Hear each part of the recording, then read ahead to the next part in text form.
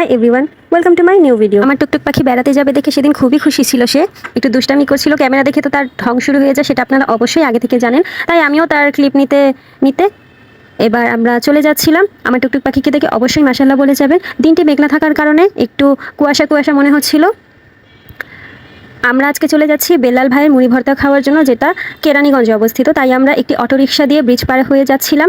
Bridge থেকে নেমে যাওয়ার পর এবার একটু দূর হেঁটে হেঁটে এগোতেই চলে আসবে আমাদের বেলাল ভাই মুড়ি ভর্তার দোকান। হেঁটে সামনের দিকে এগোতেই আমাদের বেলাল ভাইয়ের মুড়ি ভর্তার দোকানটা চলে আসলো। সেখানে যেতে যেতে আমাদের বিকেল গড়িয়ে সন্ধ্যা হয়ে আসছিল। আমরা সিট নিয়ে নদীর পাড়ে বসে ওয়েট করছিলাম। প্রচণ্ড ভিড় থাকার কারণে আমাদের সিরিয়াল আসতে একটু সময় লেগেছে। এবার খাবার ওয়েট করতে করতে আমাদের সন্ধ্যা থেকে রাত হয়ে গিয়েছে। তবে এই সুযোগে আপনাদেরকে বেলাল ভাইয়ের মুড়ি ভর্তার একটি মেনু কার্ড দেখিয়ে দিচ্ছি। আপনারা অবশ্যই সেখানে অনেক টাইপের মুড়ি ভর্তা আছে, সেখানে থেকে ট্রাই করে আমাকে জানাবেন।